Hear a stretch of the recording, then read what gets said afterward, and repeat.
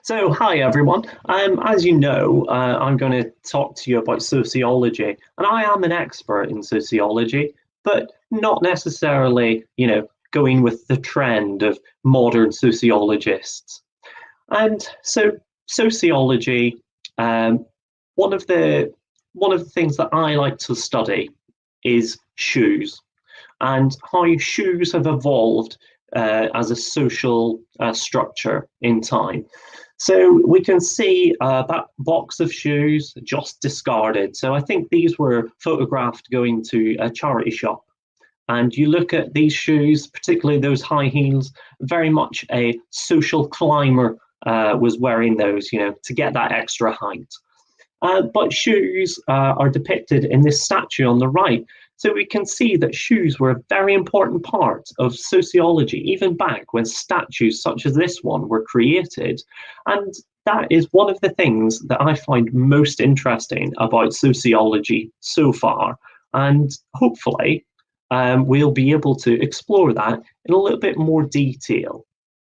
But anyway, you can see some other shoes underneath that pile where it's more running shoes, and running shoes are very important for young people.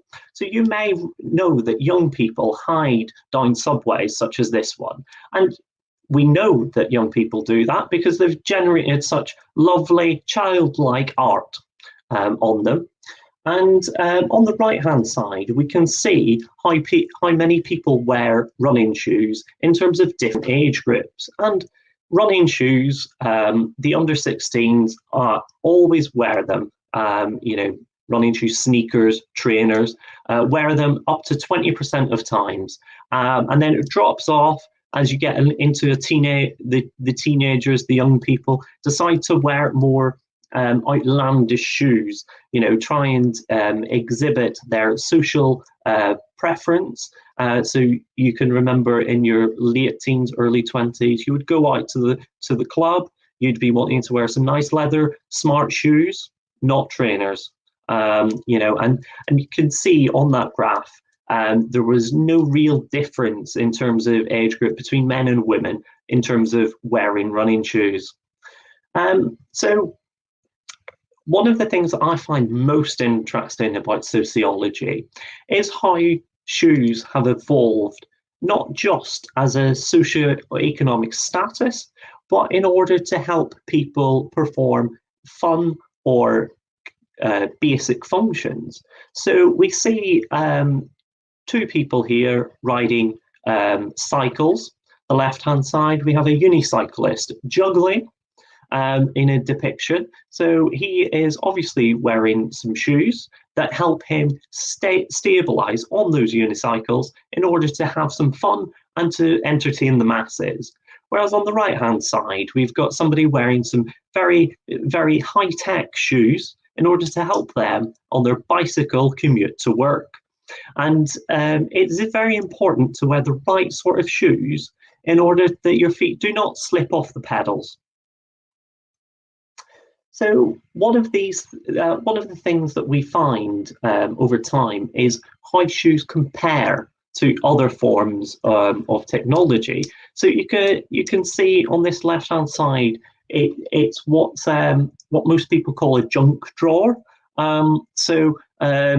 We in my lab, we've started to examine how people's shoe collection compares to the amount of junk in their junk drawer.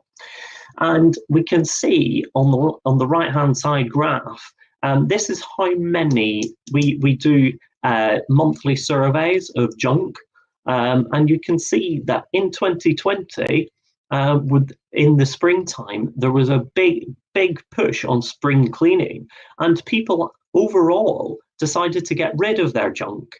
And we actually saw that people's shoe collections actually decreased as well. As they were getting rid of some of their junk, they were also realizing that some of their shoes did not reflect their socioeconomic status. So one of these thoughts that I've come up with is that we cannot become better by burning others. We can only become better by strangling ourselves individually. Now, I don't think I can, explain that any better than what it says. But I'm going to try for you guys at home. So what that means is that you cannot walk in a shoe that's burning. What you have to do is strangle itself.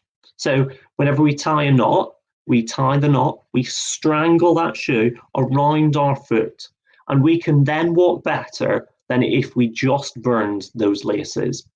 And I think that's something that we all want to do if we want to walk through the metaphorical eye of the needle, as we see on the right-hand side.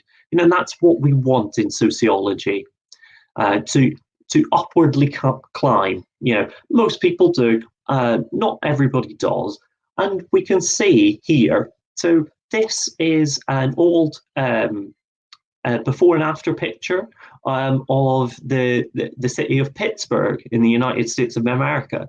On the left-hand side, this is what Pittsburgh looked like, albeit a suburb of Pittsburgh, back in the 1920s. And you can see that it was very barren.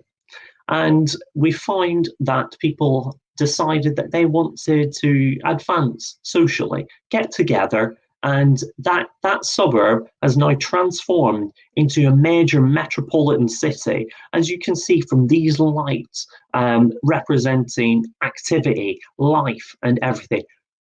And one of the important things is that the people living in the advanced society have a better quality of shoe than they did in the old society.